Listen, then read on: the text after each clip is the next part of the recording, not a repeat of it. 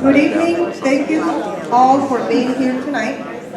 Welcome to this candidate forum for Seaside's mayoral and city council races. I am Kelly Arlie Soriano with Sustainable Seaside. We are pleased to co-sponsor this event with the League of Women Voters of Monterey County. I want to give a special thanks to the City of Seaside for allowing us to use the Oldemeyer Center and to the City Recreation Services Department for collaborating to provide the setup and staffing for tonight's forum. We would also like to thank all the volunteers that make tonight's forum possible. That includes members of Sustainable Seaside Steering Group and members of the League of Women Voters of Monterey County. And lastly, we appreciate the candidates who have taken time to be here tonight. If you're not yet registered to vote, or if you recently changed your address, please take a moment to pick up a voter registration form just at the entrance inside the main doors. The last day to register to vote for the November 5th, 2024 general election is October 21st, 2024. And now I'll turn the mic over to League of Women Voters of Monterey County member Marilyn Maxner, who will moderate tonight's forum. Thank you.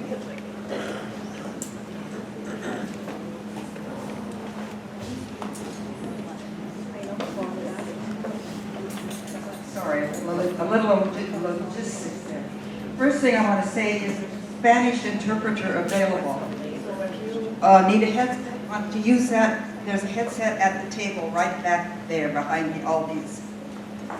So good evening, my name is Marilyn Maxner. I'm with the League of Women Voters, and we thank Sustainable Seaside for sponsoring this and inviting us to help. The three candidates are running for mayor, and I'll give you their names in alphabetical order, and if you'll raise your hand when I say it. It's Carla Lobo, Ian Oglesby, and Dennis Volk. And then there are three candidates for City Council, Alexis Garcia Arizola, Shonda LeBeouf, and David Pacheco. How will the forum proceed? We're using the League of Women Voters format. Please hold all applause until the forum is over. No doubt some of you have come to support some of these candidates. And if you applaud as they speak, we'll have less time for questions. And likewise, please hold your groans. We want to maintain a respectful tone. At the end of the forum, we can give all the candidates a rousing round of applause.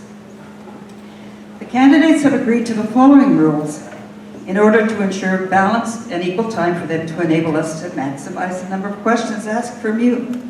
The order of speaking and seating was established by random drawing. The order of speaking will rotate. The candidate who speaks first at the opening statement will speak last at the closing. The opening statements are 2 minutes each. I will then pose questions to the candidates written from you. They will take turns answering first, and each answer will be no longer than 1 minute. After the last questions, each candidate will then have 2 minutes for a closing statement. The candidate who went first to open will go last to close. A timekeeper will assure that responses stay within time limits. The timer today is Allison Glenn, and she's showing you the signs that she will show the candidates when it's time for them to slow down or stop. And you can finish your last sentence if the stop sign comes up, but please don't make it a compound.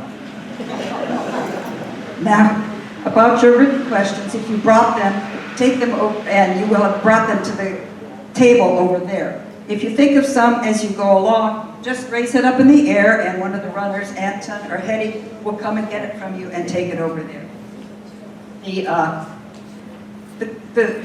Remember, good penmanship counts. If we can't read it, it'll be hard to ask it.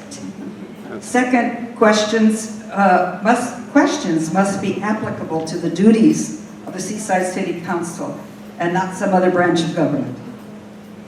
And the questions must be applicable to all candidates. So don't ask a question just for one of them. Ask a question that they can all answer. And written questions from the audience will be sorted to remove duplicates, to set aside inapplicable questions, and to make sure a wide range of issues is addressed. The question sorters tonight, raise your hands over there, are Kate Daniels, Tamara Harris, and Tama Alber. At 8:15, I'll stop the questions. Each candidate will then have 2 minutes for a closing statement, and they'll speak in reverse order of their opening.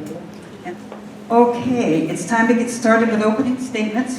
We drew numbers, and the first one is down at the end there, Carla Lobo, and then after that it'll be Ian Oglesby, Shonda LaBeouf, Alexis Garcia, Arizona, David Pacheco, and Dennis Wolf. Thank you. Good evening, everyone. Thank you for joining us today. As we consider the future of Seaside, it's clear that our city is at a crossroads. We've seen a lack of financial responsibility that has stunted our growth and neglected the needs of our residents. I believe that a new way of government oversight can bring a fresh perspective and an innovative thinking necessary to tackle our biggest challenges: affordable housing, water sustainability, economic growth, and an effective plan for support for our small businesses. Thank you. My name is Ian Oglesby, the mayor of the city of Seaside, and I'm running for re-election to continue the path that we started a couple years ago together. This coalition of stakeholders focusing on how to move Seaside forward. I think it's a clear record that we have on moving the city forward.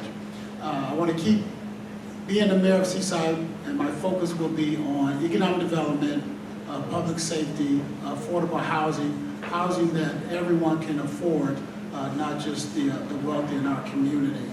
I look forward to the questions that you may have, and I do want to thank Sustainable Seaside and the League of Women's Voters for holding this forum to allow me to share with you my vision for a better Seaside moving forward. Good evening, my name is Shonda LaBeouf. Let me start by saying, like so many of you, I'm tired of being sick and tired. We've all seen the news, read the headlines, and we have witnessed the dysfunction at City Hall. The shenanigans and lack of leadership and real progress have held us back far too long, and it's time for a change. One of my opponents votes with the mayor every single time, and we have seen where that's gotten us: stagnation and dysfunction. To make matters worse, he doesn't show up to important committee assignments, meetings such as the Blue Ribbon Task Force and the CHS.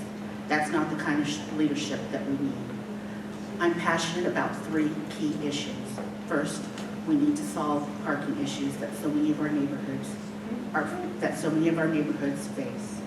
Second, I'm committed to bringing reasonable, responsible investment to Seaside, ensuring growth benefits for our entire community, not just a few.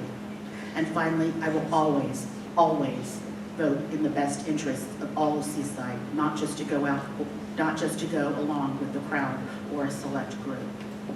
With my experience as a former MPUSD trustee, chair of the NIC, and as a dedicated community volunteer, I'm ready to bring accountability, integrity, and fresh ideas to City Hall. Together, we can make Seaside the thriving city it deserves. Thank you. Good evening, everybody. It's such a pleasure to be here today with you all, and thank you all for taking the time to spend a Monday evening with us. I know you can be at home, but you're here asking the questions, listening to the candidates, which I think is the important point for democracy, learning about your candidates, asking questions. And for me, it's been an honor to serve the city of Seaside these past 4 years. When we first came in, we were at the height of the pandemic, and together we reopened safely, helped support small businesses, invested in our parks, invested in our sidewalks, our streets, and more than anything, prioritized Seaside. And the campaign slogan in 2020 was Stronger Together, because we needed to recover together as a community and move forward towards a vision. And this year, hopefully with your vote, I plan to continue building a stronger Seaside that prioritizes our youth, our elderly, but most importantly, every single resident of the city of Seaside. Together we've made incredible strides. Like I've mentioned, we just launched our internship program with CSUMB, and we are prioritizing climate change at the forefront. And for me, it's just been an honor to serve each and every one of you. Happy to be here. And again, I hope we have a fruitful discussion together. Thank you. My name is Dave Pacheco. How are you doing? I want to thank the League of Women Voters and Sustainable Seaside for hosting this forum. I'm homegrown. I lived here all my life. My children, my grandchildren. I've grown up here. I want a first-class city for the city, for my young people, my children. I want better first-class roads, streets, and parks. I want a safe neighborhood where they can play in. I want a place where they can get good paying jobs and affordable housing. We have promoted that. I have hosted over 10 town hall meetings over the past 4 years. Councilman Arzola and I have hosted 10 business listening sessions for the past 4 years. Part of that includes action. Action includes lights on Broadway, downtown signage, parking availability, and a light on the large street. $10 million sidewalks, streets, and parks. In the history of Seaside, we have never done that. In 4 years, $10 million. FOSFA.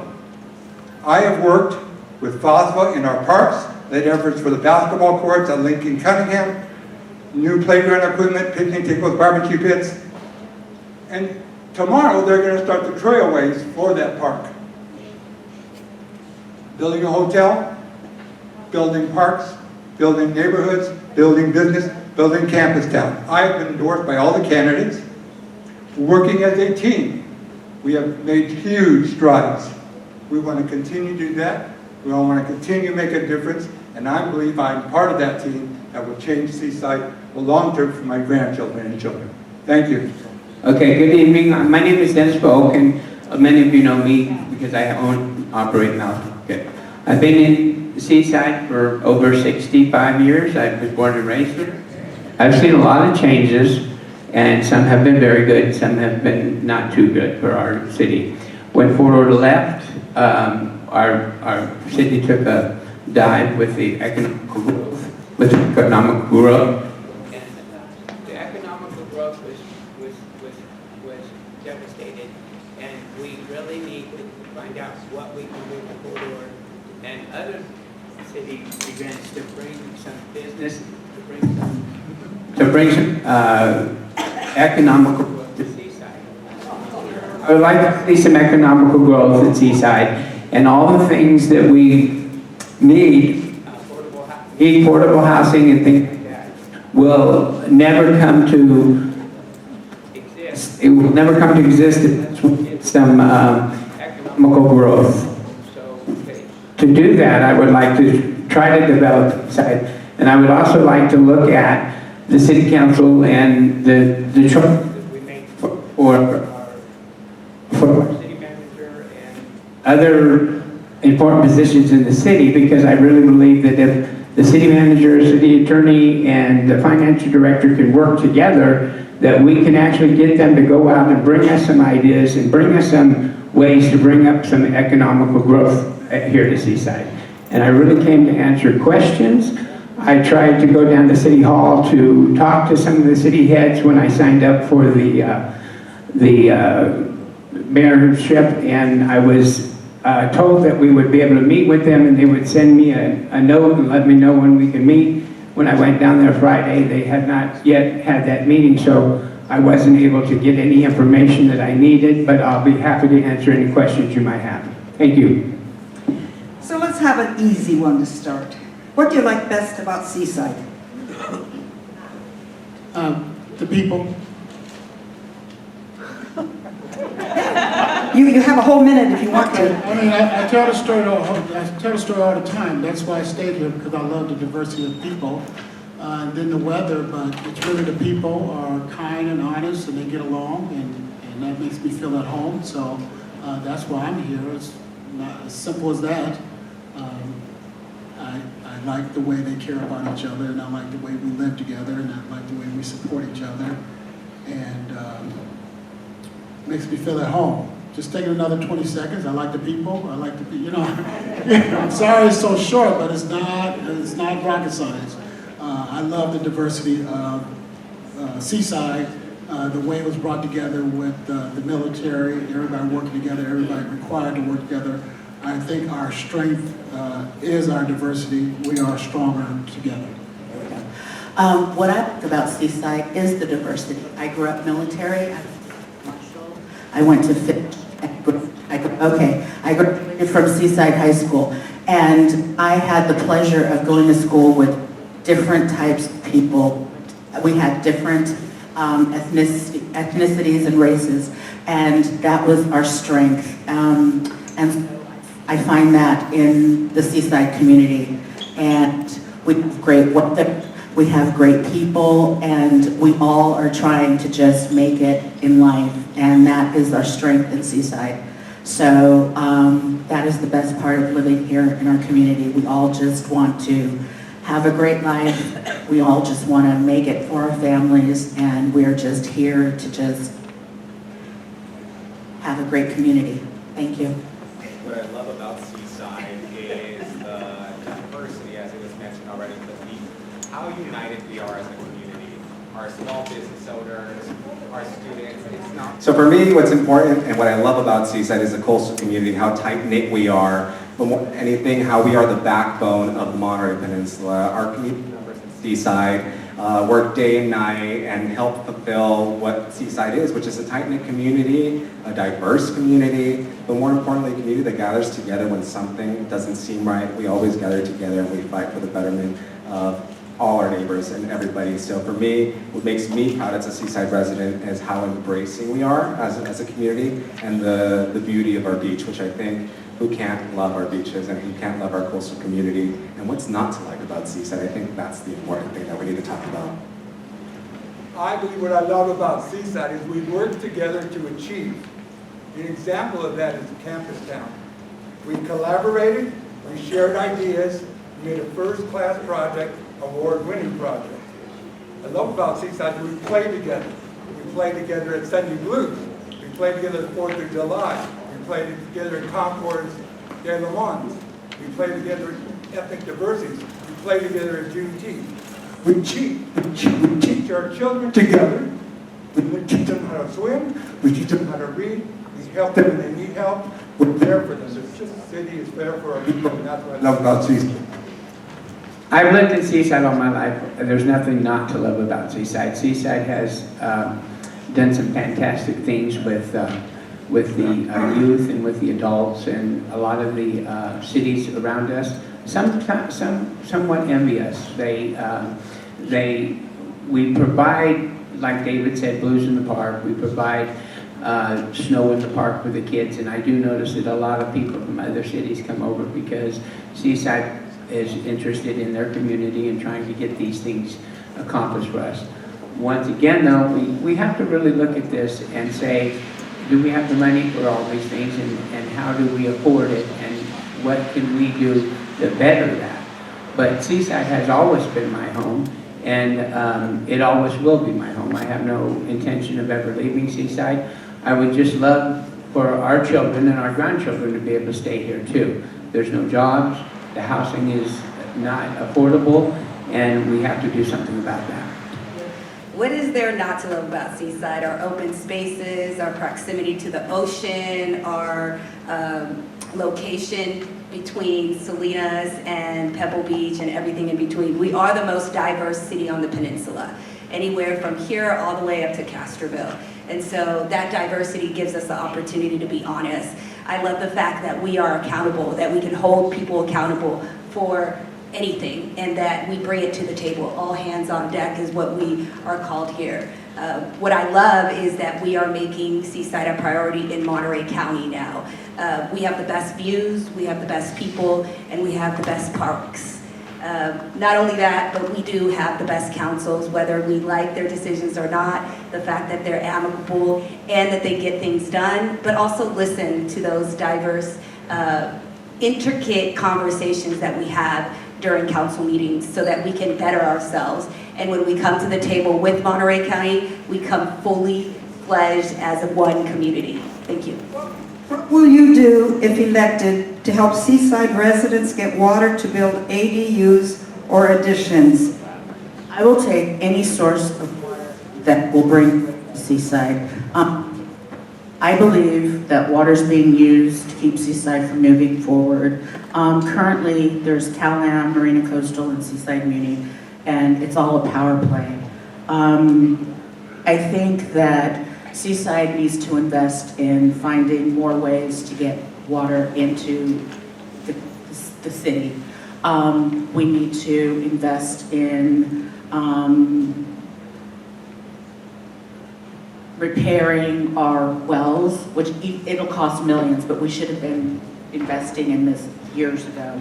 Look into a desalination plant, and okay, 15 seconds. But it's all a power play. We just need to figure out, how to bring more water into Seaside. It's just a power play. There's water, but Seaside is being shut out. So when it comes to water, what I would do when elected to help our constituents with ADUs and make water available, am I correct on that question? If so, what we have to look at is water is intricate. It's not just a Seaside issue, it's a whole peninsula issue we're facing here in our communities. And when we're talking about water, there's a water in place from CalAm that prevents water from being put in extra ADUs or additional water meters. So if you do have a current water meter, you're able to put ADUs in your community, in your business, in your homes. And the City of Seaside has made ADU accessible plans for community members to implement in their homes. So I think putting more pressure, CalAm, but also taking a hold of bringing in support from the state, I think would make a big difference in making this a regional effort, collaborating with the imperative. First of all, it's important to understand we have George Riley and Alvin Edwards in the House who support Seaside nonstop as it relates to water. We have the mayor who's always pushing for water, and we have Alexis always fighting for water. It's a fight with other areas. We are winning the fight. We are being allocated water in January so we can start planning because we know what we're doing. We fought some fights and we won the fight because of leadership of the mayor, Alexis, George, and Alvin. That's what makes the difference. By fighting the fight in your community, being at the meetings where our staff is, that's what makes change. We are getting change, we are getting water, and Seaside will be developing, and is developing. Just look on Broadway. That's developed because of those two gentlemen and the mayor. I'm not really sure what we can do about the water. David has said that they're fighting for water, and that's great, and we will, if I was elected, I would continue to fight. However, we have to look at the ADUs, and we have to look at the project on Broadway, and we have to say, are we overcrowding our city? We have plenty of streets and houses that would probably take an ADU, but there's no parking on the street. So in getting the water, we also need to be responsible in finding out how we're going to put those ADUs in, and we're going to have the parking and the space for all those things. They're nice to have, but we have to make sure we plan it so those things do not cause problems. Thank you. Water is a big issue. It's always been an issue, but it's an issue across California. Recently, we had a big win, as several of our candidates have mentioned. Our representation on the water boards are amazing, but we know that the increase of droughts, threats to climate change, Seaside needs more resilient water policies. Within our city, we do have Seaside Muni. And so to expand that, the infrastructure is something that can be explored. One of the tactics used to get water in the development on Broadway was using Seaside Munis. So utilizing those aspects that we have now, I will advocate for investment in water infrastructure, push for conservation initiatives, and work with the regional water agencies to secure reliable water sources for Seaside. The failure of our past with needs has already led to restrictions on residents while businesses face uncertainty over water availability, so do residents. We must act now to ensure the sustainability of our water supply for generations to come. The question was, how do you increase ADUs? I think we have permitted more ADUs in the last year than at any time in our history, or particularly the last 10 years. I think it's up to about 90 now. And so for speed, I will say, Mayor Pro Tem David Jaco, Councilmember Alexis Arizona, as a team working together, we put money into a fund we put water into a fund so people could get ADUs, and ADUs have been built, and you can ask some of the neighbors that have ADUs in their side yards and backyards, do they appreciate that? So we've done what you asked. We put as many ADUs as we can. The water is an issue. We're working to resolve that so we can build. But for people to say the Seagrove with 106 units on Broadway shouldn't have been built, I don't think that's a good idea. People are looking for affordable places to live, and that will take some pressure off. But we have done a lot and put a lot of ADUs out there. Please explain your position on Monterey One billing. Is the question on Monterey One water billing? Okay. My position, is this the one with the tax roll that we're talking about? The billing with the tax roll? It's going to go on. Okay, well, first and foremost, that billing structure that it was gonna have your sewage on your property taxes is not gonna happen anymore. One of the things that we did on Monterey One Water Board was, thanks to Councilmember Rocha from the city of Salinas, him and I utilized our weighted vote to prevent that from happening. And I know there was some messages or communication going out that now your sewage fee was going to be implemented on your tax roll. We prevented that from happening because I prioritized the city of Seaside, I prioritized our homeowners, and I recognized the burden that this would have on your annual property taxes. And I know it was a controversial vote that we did and something that him and I brought forward, but we listened to the community that show up. I heard those calls, I answered those emails, and more than anything, I put my residents first because I also acknowledge the burden that holds on our community members, and I think adding your sewage fee to your property tax sets a bad precedent to future organizations. I agree with the how I went forward with the proposal as suggested and moved forward by Councilman Arizola. I think it was a good idea. What I would have liked to see was a choice. Why not give us a choice on how to pay our bills? I know some resident wanted the property tax, someone, but if the company could have gave us a choice. They're public services. They should give us options, should give us choices to make the right decision. That would have been, I believe, the right decision by the company to give the residents a choice how they want the bill. They should manage their bills correctly and ensure that the residents are taken care of. At my grocery store, I collect those bills for the Monterey One, and there are a ton of people that are just so upset with that bill as is. I mean, the bill is elaborate, and there are people who really feel like they would like to see more of where that's going and what's being accomplished with the money. Each city has a different fee. Salinas is cheaper than Seaside. Seaside is a little bit higher because of the TOT tax, I guess, or whatever the city puts on that bill. But I think more than how the billing is, I think people would really like to know why it's so high and what are we getting for it.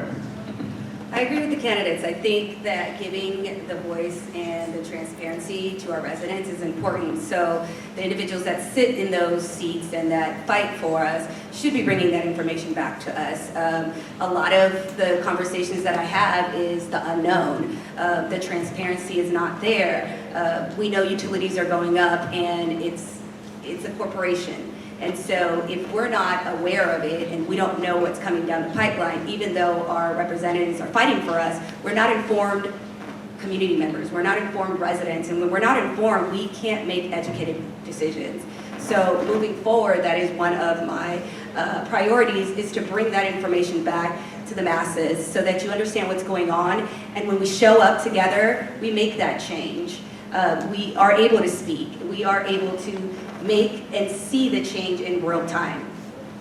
When we talk about transparency, there's no more council, there's no other council than the Seaside does as transparent as we are. Information is on our website, we got emails, we got social media, and so this addition to your sewer bill or your property tax was well discussed and discussed over and over. I want to be clear about that. Transparency, we're very transparent. It was Councilmember Garcia Alexis Arizola that worked together to cancel that and make sure it was not on your property tax. He worked to do that with a 12-member board, and they had the votes to do it. I did the same as representative of the Seaside County Sanitation District for Delray Oaks, Seaside, and Sand City.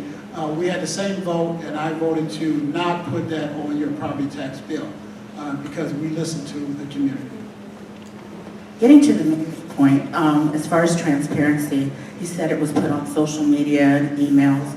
Not everybody has social media. As I was getting out and talking to people, campaigning, I met a lot of people who weren't on social media. So that is a big problem with the city itself. So not everybody has access to social media. So that is transparency.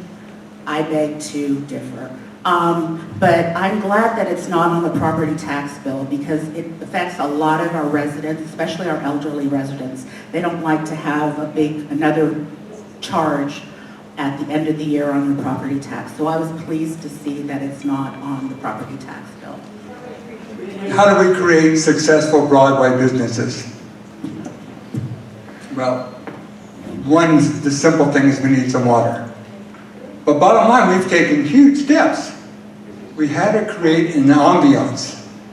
We had to create a team. Lights on Broadway, the signage, the tree, the lighted tree, creates opportunity for people to be there. The car show this past 2 weekends ago brings people to Seaside. There's 3 new businesses opening on Seaside. It takes time, it takes energy, it takes effort, but the change is happening.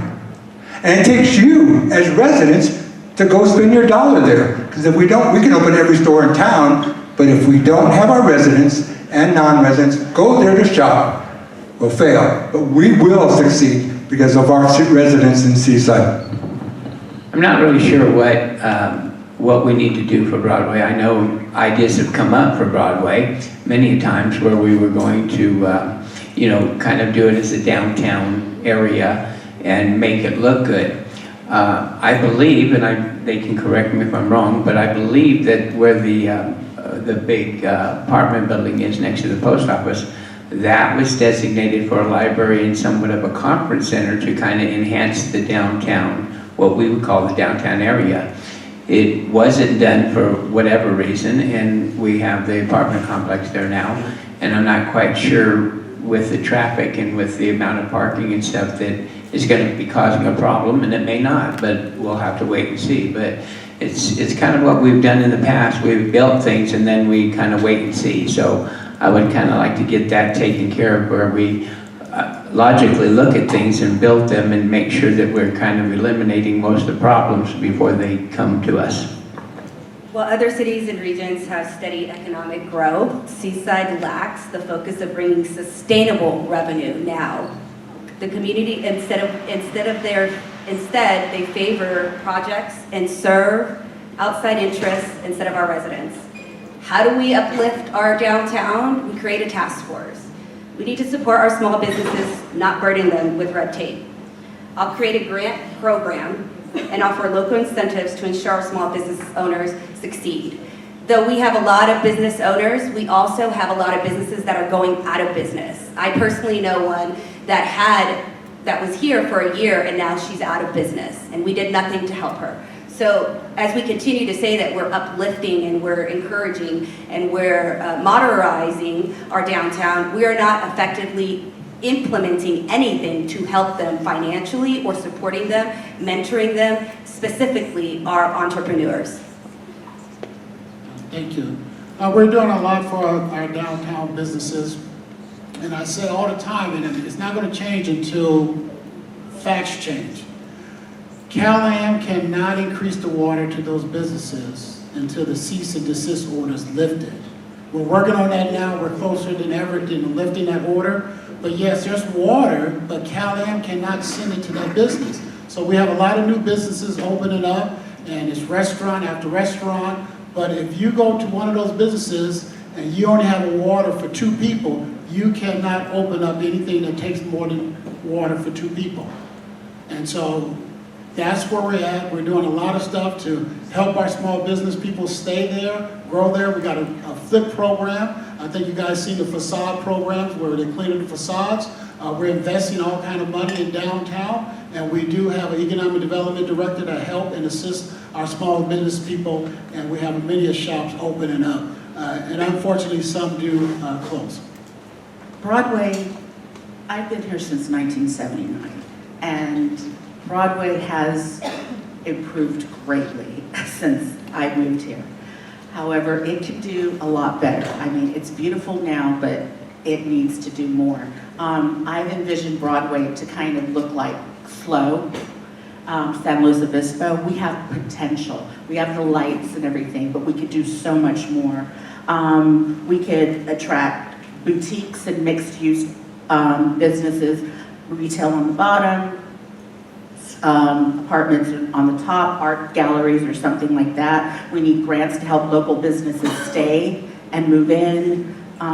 So there are ideas, but we can do so much more to improve our downtown because right now it's just sort of stagnant.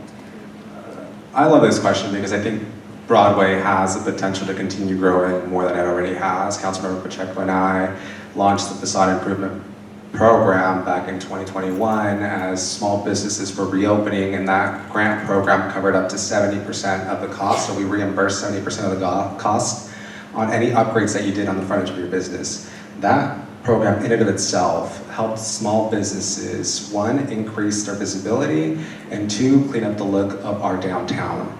Second of all, we need growth. We need to really focus on having a walkable community, to making sure that people are enticed to come out there, really focus on our young entrepreneurs and provide opportunities that uplift them and help them create jobs. A recent report from the Monterey County Business Council just stated that Seaside rebounded with 468 new jobs since the pandemic. So I think there is a strong workforce that we're developing here in our city, and we have to continue fighting for that and continue finding innovative ways to support our small businesses. And mixed-use development, that's the Sea Growth project, and we're already starting on that. City parks seem to be getting some attention lately. Do you support park projects? How?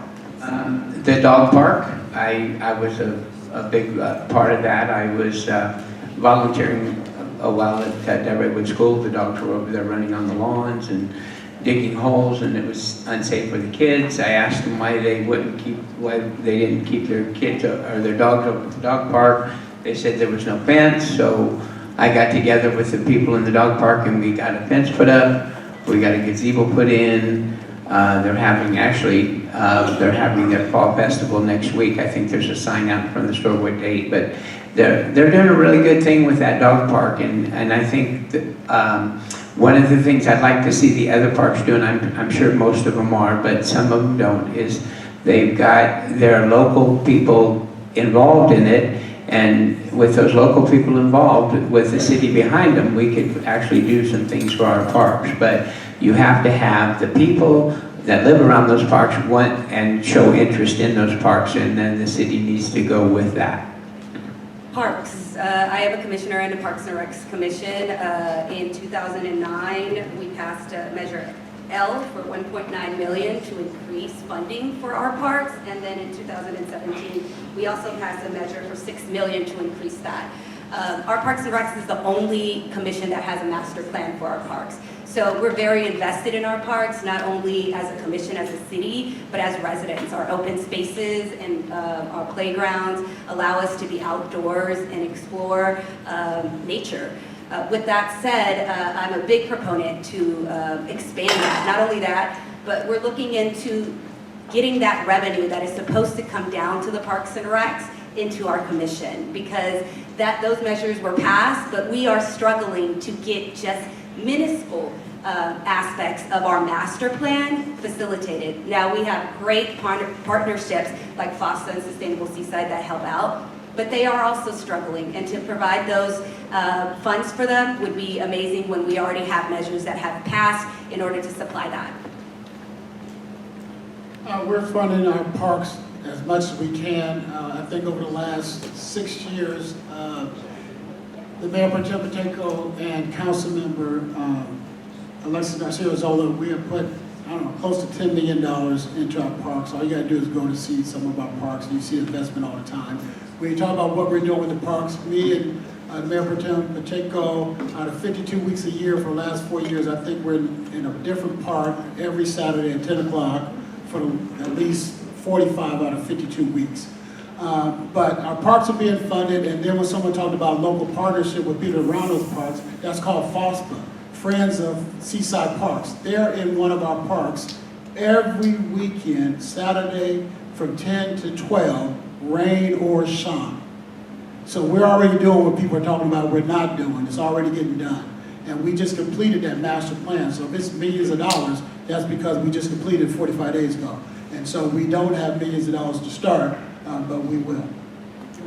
I am a commissioner on the Neighborhood Improvement Commission, and we just finished our work plan where we allocated monies to FOSPA and the various parks. We had, we did playground equipment, we did workout equipment, we did so many improvements, barbecue equipment and improvements that needed to be done last year. We did so many things. I am very committed to improving our parks and making them accessible to not only the children and the adults and to people with disabilities and mobility issues. So the park system in Seaside is something that's very special and dear to me. Our commitment to city parks has been great over these past 4 years. Councilmember Pacheco, the mayor, and I, and the council as a whole. We've prioritized parks. We've made historic investments. Upon my first year in service, we remodeled just this park outside next to the Oldemeyer Center, which cost $1 million. And that was a park that was controversial, but really focusing on the redevelopment of our parks, ensuring that every child has access and equitable access to these parks is imperative. I grew up in the most marginalized part of Seaside, and that was my priority, ensuring that every child had access to great parks that were accessible to them. And that's what this council's been doing, prioritizing them, their families. We've also done investments in Patino Park. That park is now completely new. Again, we've made historic investments. We will continue to make historic investments over these next 4 years, and hopefully we will continue to make even better parks in the future. I appreciate Shonda's work on the NIC, but let me say, to be really clear, they do not allocate. They recommend to the city council. There is a huge difference. FOSFA is a huge part of the city of Seaside. 12 parks they maintain. The city donates money to them. NIC recommends. I was a founding member of Pachetti Dog Park. I fought extremely hard against all odds to get Catino Park started and rebuilt. And our current city manager was part of that change. Basketball courts at Lincoln Kennedy. The walkway today, a $1 million project. Oldemeyer Center, part of that. We are making changes, huge. There's never been so much investment in parks for the past 4 years in the history of Seaside. All right, we're going to get a little more serious here. How can we develop affordable housing while ensuring that communities of color are not gentrified out of our community? We create partnerships with developers focused on and experts on affordable and workforce housing while leveraging state and federal grants. Additionally, work to pass tenant protection measures to ensure stable and fair housing. Okay, I was just going to say thanks. That's exactly what I was going to say. That's what's exactly on my website. That's why I created the Seaside Housing Collaborative to work with housing developers for market rate and affordable housing to lessen the cost of affordability. We need to make sure that we build smaller units, because if you leave it up to the developer, they're going to build as biggest unit, a single-family home as they can and charge market rate.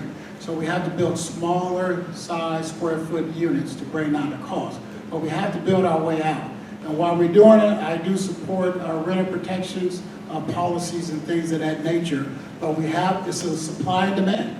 Supply and demand. If we don't build, we're always going to have more wealthier people come from around the world and drive up the price of our housing. So we have to provide more housing, and again, you build a little smaller so people can afford to stay here and buy here and rent here. We have to work with developers. Like per his 2 cents. We have to work with developers and build smaller houses, but we have to build.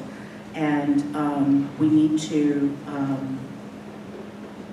build, and we need to continue to build, and we need to work with lenders, and we need to work with the developers to make sure that we have housing needs. We have to make sure that the housing needs we need to make sure our constituents' housing needs meet the costs of the houses that they're being built, because we don't want to have them priced out by people who are coming into the community who can pay cash for houses like they're doing with other cities. So we need to make sure the houses that are being built are within the limits and are within the limits that can be afforded for our citizens. Housing affordability has just been a huge crisis throughout the state of California, and it's not new to Seaside. One of the things that I think we can definitely do is start partnerships with nonprofit organizations that do focus on affordable housing for our working class. We do realize that our average Seaside resident works 2-3 jobs just to make ends meet and pay rent. I've seen it firsthand, I've lived it firsthand, so therefore I think there needs to be a higher emphasis on protecting our community members, our renters, from any type of price gouging, but also focusing on how we focus on keeping the essence of Seaside and not focusing on gentrification, because we're having people from the Bay Area work from home that live in Seaside, therefore earn more, and that's why rents continue to go up. So continue partnerships with nonprofit organizations, focus on affordable housing, focus on renter protections, but more than anything, focus on having good paying jobs that make sustainability efficient here in the city of Seaside, and so our constituents can afford to live here. That's one of the things that we're focusing on. Jobs, security, and more than anything, renter protections. As the mayor mentioned, we do have the nonprofit fundraising. We are building 180 units as part of Campus Town. That's significant. Apartments on Upper Broadway, we can keep it as a dirt lot for another 20 years or build housing. We have chosen to build housing. 20% of that will be housing, will be affordable. The main gate will be 20% affordable housing. This is a hard program, but we are doing it. We are making difference. We are taking the steps and getting results. Broadway is results. Campus is results. Seaside is results driven. We are making it happen. Thank you. I'm not really sure that we are seeing results. Every election year we hear about how we're going to do this and we're going to do that, and it's, you know, we're a shovel away from starting those projects, but we still haven't started them. So I think it's time that we get a city manager, a city attorney, a city financial director, all our heads need to be working together to bring to the council a solution for some of these problems. I'm not quite sure when they say we're going to do rental control or whatever that is. I am a landowner and I do rent homes. They are expensive to rent, and people don't often take care of them as much as they should. So we do have to understand that, if we're going to ask for rental control and things that will affect the landlords also, we have to bring in some kind of policies that protect them too, so they're not spending all their money trying to make housing for people that we should be making houses for. And Port Orford is a great idea, and I think we can do some things out there.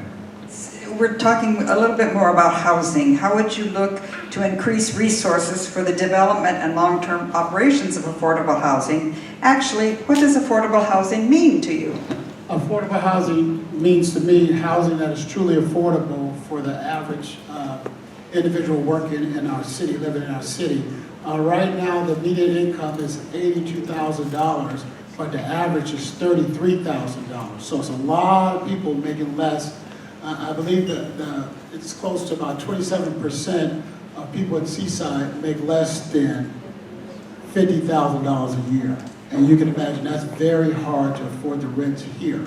So affordable housing is truly what you can afford. We should be building houses that everybody can pay around 30 to 33% of their income. and they can make a living on that. We have too many of our residents paying more than 30%. Some are paying close to 50% of their income on housing, and that leaves less for food, and at the end of the day, it leaves no disposable income for the good things in life, being so close to this water and this beautiful place. That's what it means to me. Affordable housing means to be able to live in a house, buy a house, or afford your rent and not have to work 2 jobs to pay it, to pay your mortgage or to pay your rent. That should not mean, that's to me that means affordable housing. We should be able to have, a person should not have to be able to stretch themselves thin to be able to live in this area. That is affordable housing to me. Straight up. Straight up. We should be able to have a higher living wage, and we should be able to have housing that a family could be able to live in without breaking their backs to afford to live there. Affordable housing to me means not spending more than 30% of your paycheck on housing and rental costs. Sadly, that's not the truth in Monterey Peninsula and throughout the state of California as well.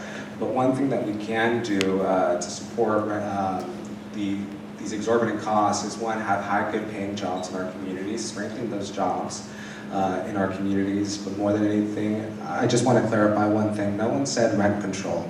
One said renter protections, which is completely different than rent control. So I just want to put that out there. And again, affordability means having a dignified house, a dignified place to live, and helping people that need help, single mothers, single families, have access to these homes. That's what we really need to do, and focus on what's the best treatment that we need to figure out to provide housing for our communities. The goal is to provide housing that people can afford to live in. My kids make good money and they can barely afford to live in Seaside, so we understand. I think it's about partnerships. We have a partnership with the Bakewells. 21 very affordable housing is going up at Victory Temple Church. Other affordable housing is doing out at Fort Ord. At the lowest level, the most reasonable level, is being done. That is being done because the city, the mayor, and Alexis have partnerships that we've worked together to create bonds so they understand that we can make a difference. This is what needs to happen, still needs to pencil out, and how can we work together, how can we be unified to make a change in Fort Lauderdale. And Broadway is real. Broadway is being built. It will be next year. That is affordable housing and other forms of housing. That is a unit that makes a difference. Thank you. Affordable housing for all is an important thing that we can do. I agree with Ian. I think smaller houses basically would probably take care of some of the costs. However, I would like to see what he said, smaller houses. I'm not so sure we need to build in these big apartment complexes or townhouses or things like that to where we have clusters of large buildings with, again, no parking. And I think some people would like to live in an apartment building or a townhouse, but I think there are people that want to have their own nice little home, you know, that they could call their home. And even if they are close together, we can get together with some developers and see if we can have that done. But what I'm hearing, and it may be wrong, is that there are a lot of developers that won't come to Seaside because it's very hard to build here in Seaside, because there are rules and regulations and there are things that stop us from it. And also, we are fighting keep Fort Ord free and land watch, and we're always fighting the fight. So we need to get through all that. True affordable housing is implementing policies that promote development of genuinely affordable housing that ensures safe, affordable housing for all. What does that look like? Protecting our renters now. Making businesses or creating relationships with developers that have no expertise on tax credit and all these other avenues that we could utilize. is an avenue that we have not explored and we do not explore when it comes to development. Affordable housing happens when we also hold accountable for the developers that bring in management companies that are now affording our residents not to be able to live there. Uninhabitable positions in their homes that they cannot live in. We have skyrocketed our rents 40% in the last 2 years. This council has allowed housing costs to rise unchecked while prioritizing luxury developments that don't serve the residents of Seaside. We know this because we are developing in Campus Town, but none of the affordable housing is being developed until now. If elected, what will you do to support the various city commissions, NIC, Arts and History, or will you eliminate them? And we start with, Since I am on the NIC, I would like to have more clarity with the city council. I'd like the city council to be more, for me, I'd like the city council to have more of a, what we can and can't do. See, on the NIC, we have good plans. We have a lot of grand ideas, but we're always being told we can't do them. But it's like why can't we do them? Or why can't we put the money here or there? And there are a lot of the commissions that are the same way. I'd like to know why. And so I'd like the city council to be more involved, say in not so much as getting involved with what we do. It's just sort of more our liaison to work with us more and help us understand what more in a collegial manner. I just want us to work together more instead of telling us we can't do something. I wouldn't eliminate any commission. I think having commissions is essential to a fruitful discussion. I would like for it to be more collaborative. Sometimes ideas are posed and brought to us, and it's sort of like my way or the highway, and I think there has to be a collaborative approach to this and how we want, because we have constituents that are requesting things from us, and sometimes those ideas don't align with what our constituents want. So I think there has to be we have to figure out a way that we can collaborate together, but not eliminate these commissions, because like I mentioned, key communication is imperative, and having an active and engaging community is what makes Seaside Seaside. So I fully support the committees. First of all, I'm a fan of the commissions, fan of the NIC. I go to NIC meetings, I go to Parks and Rec, I go to the art shows monthly. I have attended our commission meetings. It's been part of a team to help them. We are there for them. We all need to reach out and communicate effectively. We all need good liaisons. That is very true.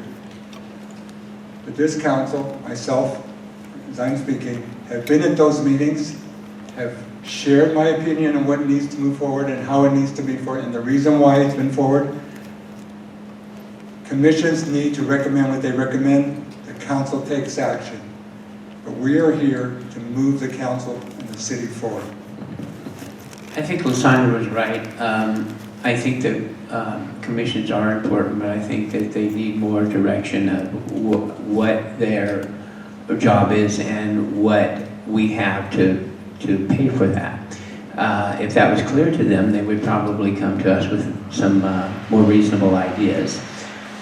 What I've heard from most of the people that have run commissions or been on commissions is they're not really sure why they're on a commission, because they work hard to try to get things passed and things done, and when they bring it to the council, it is shot down or told we can't afford it. I keep hearing about somewhat of a surplus or whatever we have in Seaside, and I would kind of like to know, where that is and what we're using that for. Commissions and boards are great. They hold us accountable, but they're also required. Not only are we underutilized, but we're undermined. Our own ordinance had not been changed in over 70 years. The Parks and Recs Commission took that on to update that and bring us to the 21st century. When we talk to commissioners, when we talk to community members about joining commissions, they don't want to join the commission. We have no power, we have no voice. We are recommending. We don't have a seat at the table, and there is no amicable conversations between leadership and commissions. They may show up to our commission meetings, but when we actually give them advice or we act in a way that we want to better our commissions, we get shot down.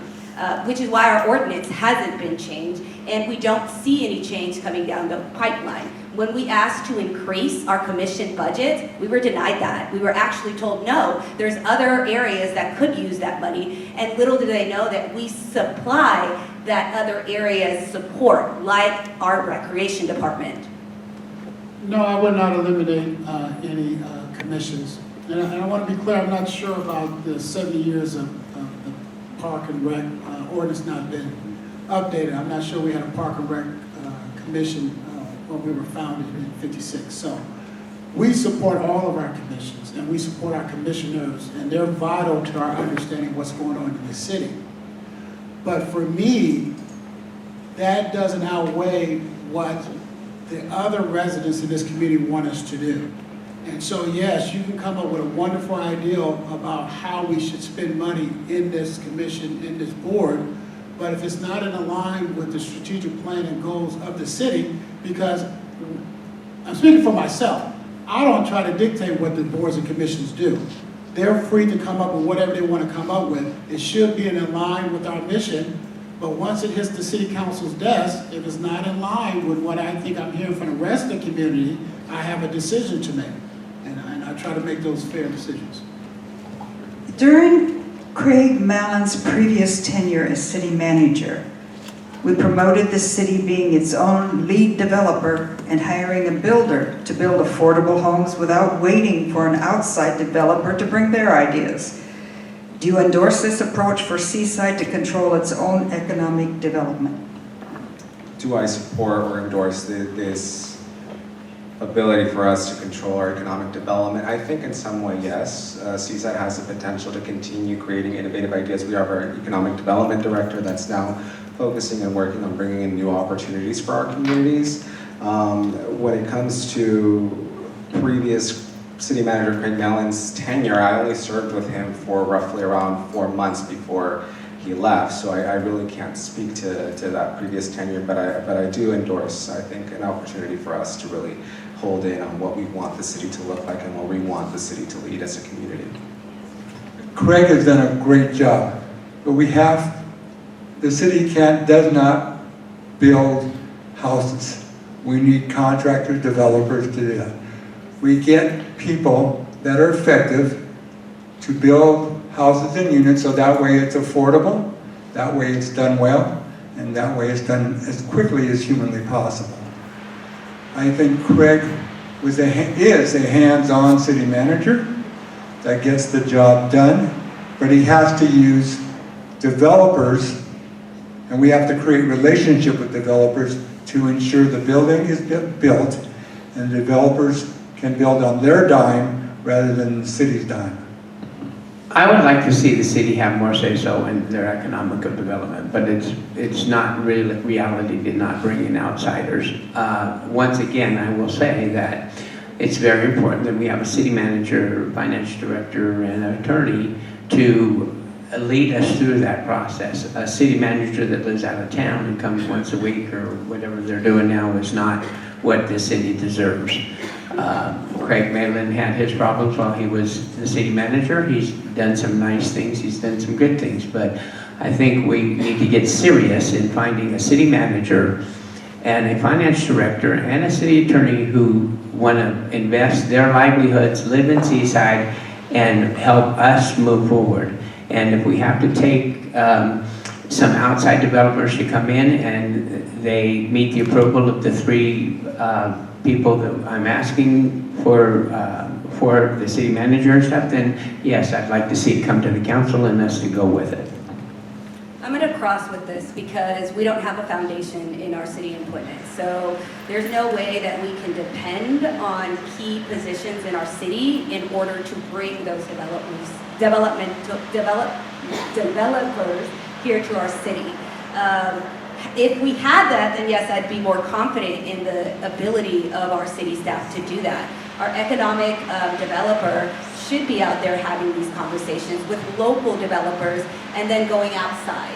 Because we want to keep our money in Seaside. We want to reinvest in ourselves, and we have developers here that can do that, but we're not going out and getting that because we simply do not have the footing or the foundation to do that. Though Craig has done well in the past, but also he has cost us millions of dollars. So to depend on someone that has brought in an outside developer that sued us for 4 years and then we ended up paying over millions of dollars cost us money. It did not bring us any economic growth. Just to be factual, Mr. Miller has not cost us any money. He's not responsible for any dollar that the city may have paid. Those decisions were made by the majority of the city council, and so you don't put that on your staff. We made those decisions, and they were the right decisions to make, and if we did pay any money out, I think it was because the citizens came to a meeting and they said, do not move forward. Some of you guys are probably in that city chamber when that happened. But we do control our own destiny. We don't let developers just come in and build.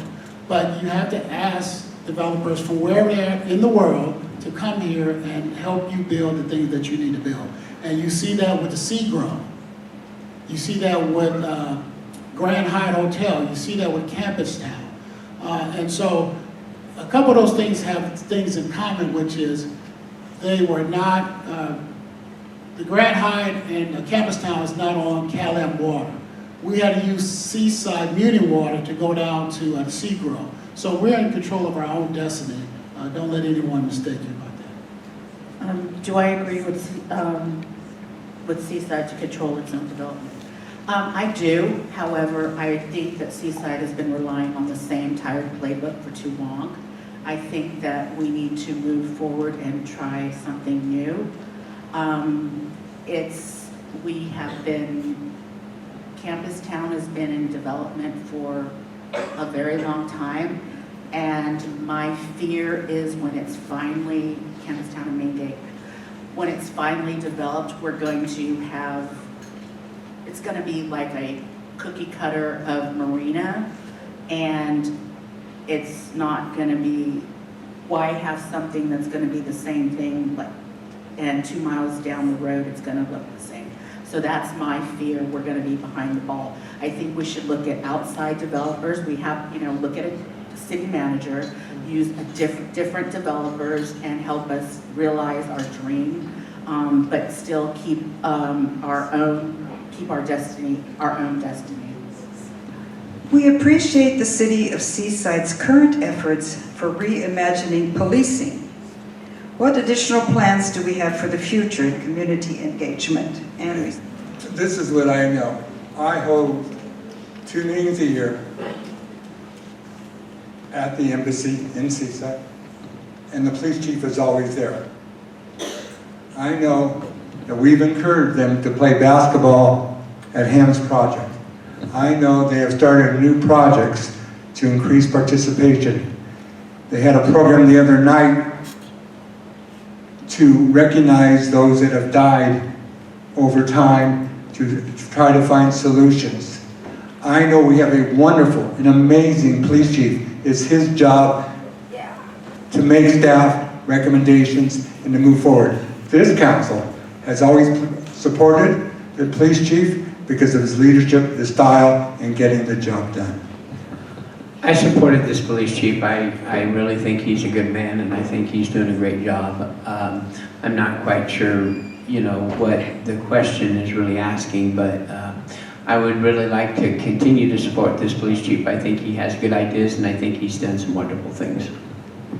I'm not quite sure what the question is either, to expand collaborations with the community and police. I have a bias with police in general, but I can say that our current police chief does listen to the entire community. He makes an effort to bring different diverse voices to the table, especially those that have innovative ideas that may not look like regular policing, but it is community policing. And that's what I see us going towards, is community policing. We have seen his department come out to the community a lot more. They've allowed nonprofits to come in and do trainings specifically for the most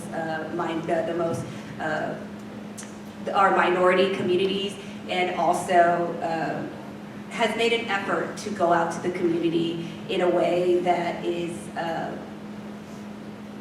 amicable. Yeah, I don't know. I mean, I fully support the police chief, but I don't think that was the question.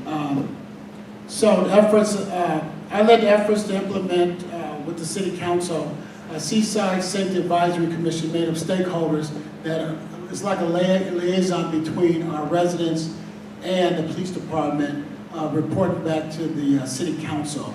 And then we spent about $500,000 for 3 full-time employees to be able to go to incidents, maybe so the police are not the only ones arriving as first responders, especially for an incident that you don't need a gun to go to. We also spent about $500,000 to push back into nonprofits this year, and for the last 3 years since the George Floyd murder, I call it. And we really use the word community safety, not community policing. We try to get away from policing. It's community safety working together. And we achieved a 30% crime reduction in the last year. I support the way our police department is engaging with the community. They're doing a lot more with the community. I particularly like the way that the National Night Out is happening and more people are getting involved with that. They have a great response time for their non-emergency lines. I like the NIC recently recommended $5,000 for their High Five for Chief Borges' High Five program. So I support the community policing program.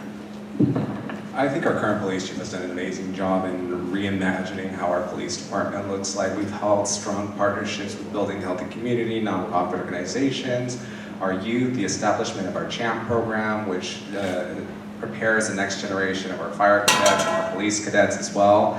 Really reinvesting in our youth is going to be a big focus here. As the mayor mentioned, we've had a 37% overall decrease in crime over this year, 39% in property and 30% in people.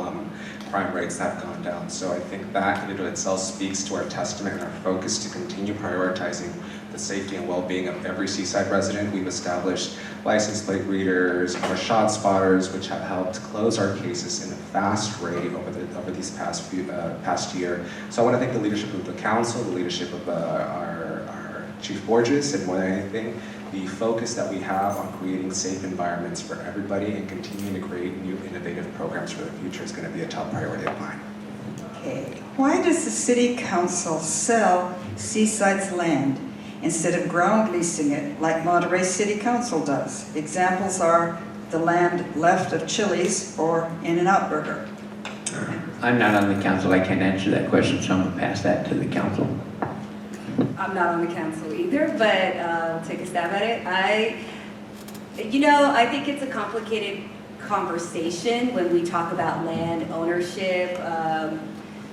The land over by Chili's was a land that we owned, and then we ended up selling it and then buying it back. And so I think that a lot of the negotiations that we do when we do sell our land lack the ability to buy back in a more affordable way. So when we look at cities like Monterey that lease their lands, we can't really be comparable because we're not leasing lands here. But again, these are discussions that perhaps are had during closed session that we may not know the intricate dealings of it. Thank you. I'm not sure how much land Monterey leases, right? I know they got a wharf, but after that, they don't lease too much. But we can do the same thing, so I'm not saying we can't. And so it depends on who wants to lease the land, where the land is at, and what is associated with the land. When we talk quickly about the land next to Chili's, we purchased that land back for a little bit more money because it came with water. And people leave that out. So when the well was found and we found some water was there, then it became more expensive. And so, I'll just take a step back. People bought that piece of parcel by Chili's because we were supposed to go in with them and develop the land. And some of that water was going to go into the Seagrove. But when the developer passed away, that deal passed away, and that land may have went to a car wash. So yes, the city stepped in and bought it back. I think it also has to do with the legal part of Seaside. Seaside needs to have better legal representation on staff, knowing the ins and outs of leasing and land ownership. And they need to also realize value and what we have, because when I was in PUSD, we had a lot of property, and PUSD had a lot of property, and we closed a lot of schools, and we didn't let go of any schools. Instead, we leased them to charter schools because we were always in the anticipation of maybe we'd have more students. So you don't let go of property. You always hold on to property. So it's always about information. I have to agree about leasing land. I'm not opposed to it, and I think the council in and of itself isn't. When we figure out where or who we're leasing this land to, it has to, one, benefit the community as a whole, have something distinct that other communities don't have, and really focus on innovating and moving Seaside forward. I think those would be my metrics on how we would analyze leasing land. And I think it's imperative that we have held these partnerships with key community members, key agencies like MPUSD or nonprofits to really focus on how we can best support them, because we do realize land is expensive. So there are innovative ways that we can look forward to addressing this issue. I'm not opposed to leasing land, but I also know that back in the day, it was 1940s and 50s when Monterey's leadership made some wise decisions and bought land for $100 or $200 on the wharf. They got it very good, very smart, and did good things. We are Monterey is 200 years old. We are on the cutting edge of doing some really good things. Leasing land is part of that, so we have a continual flow of money, bringing back to the money. We also want to fill those leased areas with people and businesses that can enhance services to our residents. Thank you. It is. What are your thoughts on Measure CC? Fireworks. I was a collaborator with SAFE to get it on the ballot. As I mentioned to the weekly, I don't discuss my personal voting preferences, but I think it was important for us to take it to the public and allow the residents to make that decision. The council has been burdened with it for years. The community has. Pull and tug on both ends. I have children, but I also have animals. I have elder parents that live in the city. So it really is a community decision that needs to be made. And so the idea was to put it on the ballot so that it could finally give it back to the community so they can make that decision. I know the council in the past tried to make their own decision, and then there was some backlash from that, and so I think they made a wise decision to put it back in the hands of the community. I voted to put it on the ballot. I do think it's a community decision. It's neighbor, next to neighbor, and the majority has to decide. And as much as I like fireworks, I do think that at a certain point, the noise could disrupt someone else's ability to live their lives. And at the end of the day, what we're not supposed to do is live our life in a way that disturb someone else's. And so, as a council, we'll be bound by whichever way wins. And so I want to leave it up to the residents because either way, we have to respond to it. But I do think it's the decision best left to the majority of the voters. Ooh, what a good question. It's a very political question. Measure CC for fireworks.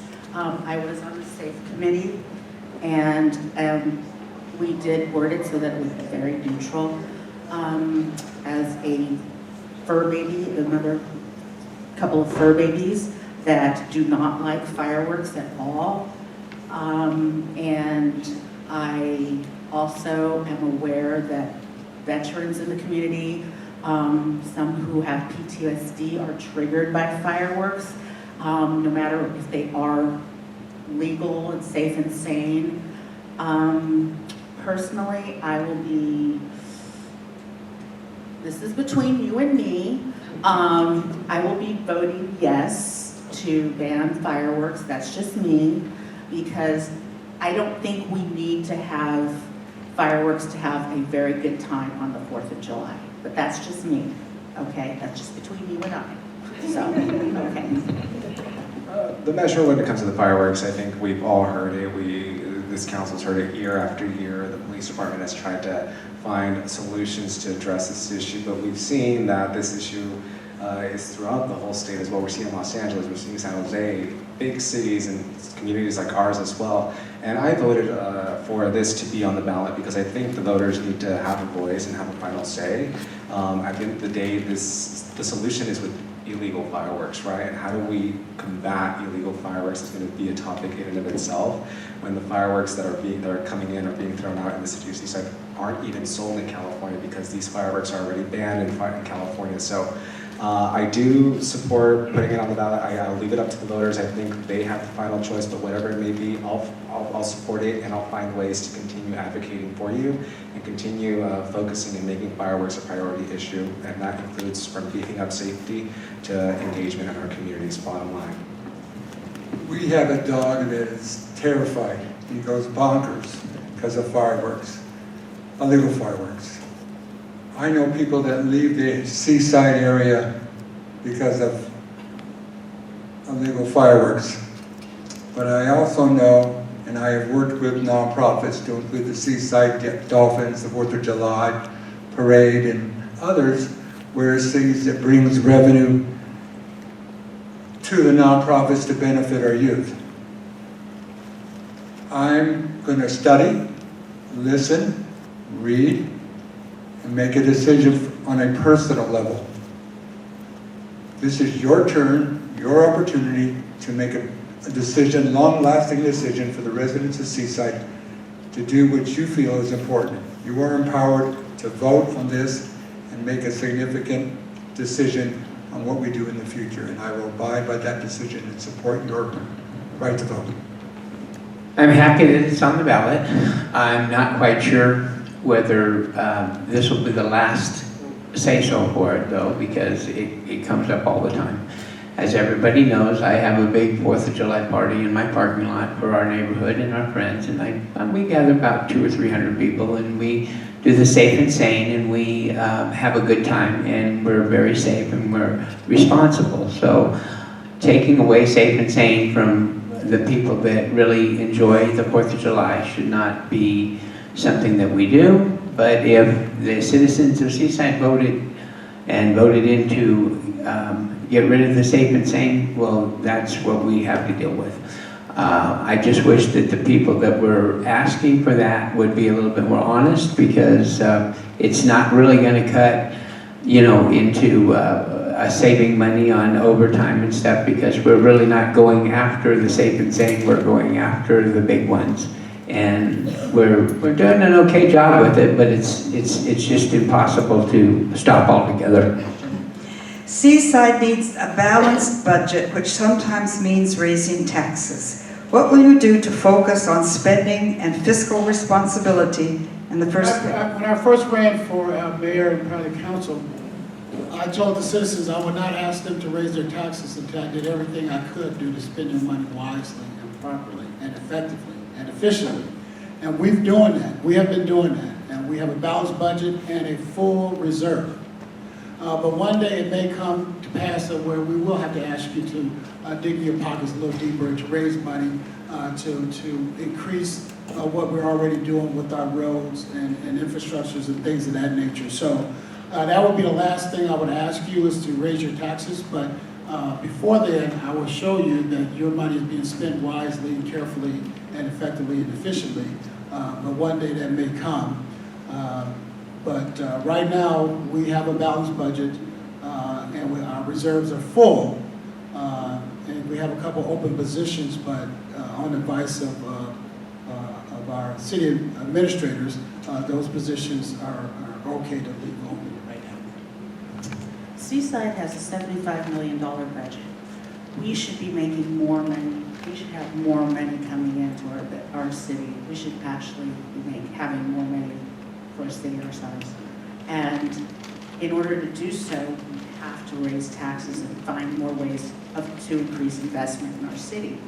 That's the bottom line. We are full of potential, but what's the problem?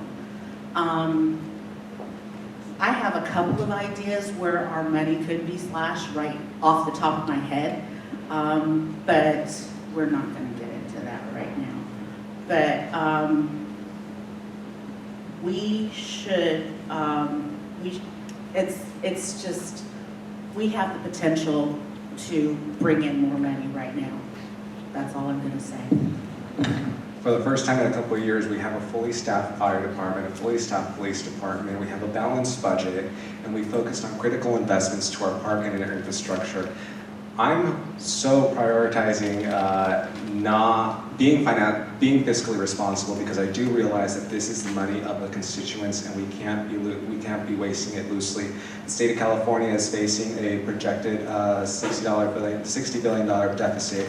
So that means less money coming into our community. So now what I'm focusing on doing, and what I want to focus on doing these next 4 years, is partnering with our state elected officials, our federal elected officials, to bring in grants to fulfill these projects and save funds from the general budget. And one of the things that I do want to say is that we have to continue being fiscally responsible and focusing on critical investments in our community, which is my top priority. I've shown that I'm not going to raise taxes on the Monterey and water vote, and I'll continue to show and stand up for you every single time that I can. Thank you. I do not believe in raising taxes. I do believe in more development. I do believe in more jobs. I do believe in more opportunities. I do believe in new businesses in Seaside that will bring revenue and provide greater services. That's how you raise revenue. You should not raise taxes on those that cannot afford it. People have said all night, can't afford to live in Seaside, yet alone raising taxes. We are providing services, we are increasing services, we are turning back 50% of our revenue that's overflow that we are not spending to our roads. That is a good thing. That makes a difference. Once again, I think we need to bring some revenue to the city. You can call it taxes, you can call it fees, you can call it whatever you want. The city of Seaside is taxed and fees out. I mean, we pay taxes on our utility bills, we pay fees on everything that we do. And I'm in a little disagreement because I guess we do have a balanced budget, but I don't really know what it means by we have reserves. I hear this word, we have reserves, and I'm not really quite sure what those reserves are for. And I'd like to investigate that, and the only way I can do that is to become a part of the city council and look into that, because I'm not really understanding where these reserves are and how balanced we are. So I know revenue has to come in, and I don't think it should come out of the pockets of the citizens.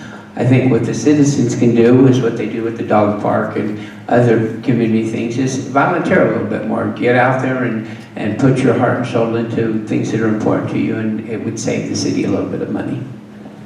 Having a balanced budget is great. I think that reserves does hold us over for a rainy day, especially if you all witnessed the last 4.5 earthquake we just had. We do, the state of California sits on the San Andreas fault line, so we need to really think about those nuances coming down the pipeline. We're seeing it in Florida, we're seeing it in Georgia. That's what our reserves are for. But when we talk about balance and we talk about the money that we're flushing out, we need a multi-year budget forecast that anticipates future needs. So if we are going to need a measure, like when we needed one in 2009 and 2017, it went out to the voters. I do believe in raising the TOT tax. That doesn't penalize our residents, it penalizes or it increases our visitors that come in here, that come and stay with us, that spend money with us. That is an incredible area that we can use to funnel more money and increase our budget in the city of Seaside. Okay, we are closing now. We started at that end and went this way, so this time we're starting at this end and going that way. And each of you has 2 minutes to tell us why the citizens should vote for you. I'd really like you to consider voting for me. Like I said, I've been to Seaside for a long time, and I can see some direction that we could, or at least look into going. I would like to see Fort developed a little bit more. I would like to see the housing out there, and I would like to see some kind of economic development. I know it's a sour subject, but we did talk about the horse park or the horse track, and if we would have went forward with that, I believe that we would have had some kind of stability, but there were people who were very much against that, and we got the developer again down to the last minute, and then the vote came through where we lost with that one vote. So I think we need to really look at what we want to do with Fort Ord. I think the project on Broadway, I'm not sure, but I think that was kind of forced on us because it was sitting on property and we were behind on housing, and we put that in. And I'm just wondering, with Kamala Harris wanting to put in 3 million more houses in the United States, or Governor Gavin Newsom want to put 2 million more in California, I just would like to see us have a say-so of what goes on in Fort Ord and not have that property taken from us, or we demanded that we put something that we really don't want. I must push back on some stuff in order to get my point across. I'm a fan of Kamala Harris, support Kamala Harris. I believe the city manager has done a good job. I believe the city attorney has created Broadway for us with water. It was a dirt lot for 20 years. Now we have housing. We have affordable housing. The city manager's office is open for questions, and that a job of a leader is to ask the questions.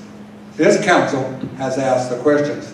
We talked about saying Campus Town is a bad idea. Campus Town is a great idea. All of you in this room, or most of you in this room, have been at council meetings supporting it. You should be proud of that. It's an award-winning development. The housing unit's a bad idea when we're all saying housing is needed. It's a great idea. It's going to be beautiful.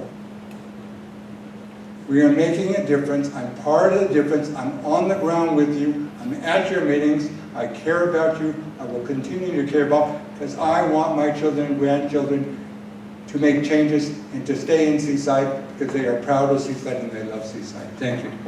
Over the past 4 years, like I mentioned, I've had the privilege of serving you. We've tackled issues like COVID. Together we've achieved significant strides in key vital areas to our community's future. We have invested in small businesses, creating an environment where small businesses can survive and thrive. Our infrastructure projects and historic park investments have revitalized our city, and I think that speaks for itself. Prioritizing residents and preserving our treasures is important here. Through partnerships with higher education, we've launched a paid internship program offering students invaluable experiences in local government, bridging the gap between education and real-world application. Community safety has been a fundamental focus of ours. We have implemented innovative technology, as I mentioned earlier, enhanced our emergency response capabilities to create a safer environment. Our investments in mental health services and community social workers to address the root cause of homelessness have also been critical in our community's needs. In response to the recent winter storms, I introduced the Climate Action Adaptation Plan, which focuses and leads Seaside into the 21st century and help achieve that goal of being carbon neutral by 2035 that the state has, or 2045, excuse me. And for the first time in 20 years, as Councilmember Pacheco and the mayor had mentioned, we are seeing new development that many said wasn't going to happen, that it was going to take years to develop, but we managed to do it. Despite COVID, we came back strong. We're creating new jobs. We're creating the Hyatt. We just did the groundbreaking for the new Hyatt development, which will bring 400 plus new jobs. good paying jobs to our communities, and we will continue to uplift them, and we will continue to put you first. As long as I'm in council, Seaside will always be my priority because it's the home that I lived in, and this is all I know. Seaside is my community, and there's no place I'd rather be but here serving you. And my only promise is I want to hand Seaside back to you better than it was handed to me. So that's the only thing I have to say to you, and thank you for everything that you have done and for being here and for being a key community partner for all of us. Thank you all for being here. Like I said, I grew up military, and I've watched Seaside grow, but I've also watched it kind of stagnate. And so I want to see us move forward, and I want to see us move forward in a faster way than it's doing. We've had so many missed opportunities, it's not even funny. And I want to change. I want to be part of that change. I want Seaside to go I want to see Seaside go hard, okay? As your candidate for Seaside City Council, I'm running because Seaside deserves better. We've all experienced the frustrations of City Hall's missteps, and it's time for fresh leadership. As I stated before, my opponent votes with the mayor every single time and fails to show up to key committee meetings, leaving our city stagnant. That's not what Seaside needs. Platitudes and a consistent voting block is not what we need. It doesn't show an independent voice at all. I'm passionate about the future of Seaside, addressing the parking issues, bringing responsible investment into Seaside, planning, and ensuring I will always be voting for the best interests of Seaside and everyone in our community. With my years of experience as a former MPUSD trustee and the chair of the NIC, I'm ready to bring accountability, action, and real solutions to City Hall. I ask for your support. Thank you. I'll just quickly say, no, I didn't find anything funny, and I apologize if I offended you. But the main thing here is, I want to push back a little bit about this voting block and always voting with the mayor. I'm trying to figure out what's wrong with that. That's what I'm trying to figure out. Because maybe I'm voting with them. So that's all you're saying, right? That's all anyone's saying is that three of us, no matter what vote it is, three of us get things done. Sometimes it's the three of us that's running, sometimes it's the other two, right? But just because I'm in the vote don't mean they're voting with me, maybe I'm voting with them, right? I get it to out there in the ether. I'm running to keep doing what we've been doing, is moving Seaside forward. You know, all of a sudden we hear about how terrible Seaside is. Seaside has a Grand Hyatt that's coming here. As soon as the interest rates go down, those people will take out for $250 million, we believe, and build a Grand Hyatt.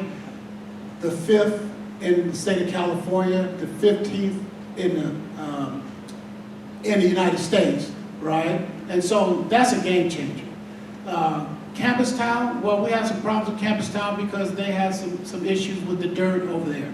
But we can't help that they were sued for the last 4 years. We believe they're going to break ground within the next 90 days. That's a game changer. That's 1,100 authorized homes, 250,000 square feet of retail, 50,000 square feet of office space, and up to 250 rooms hotel.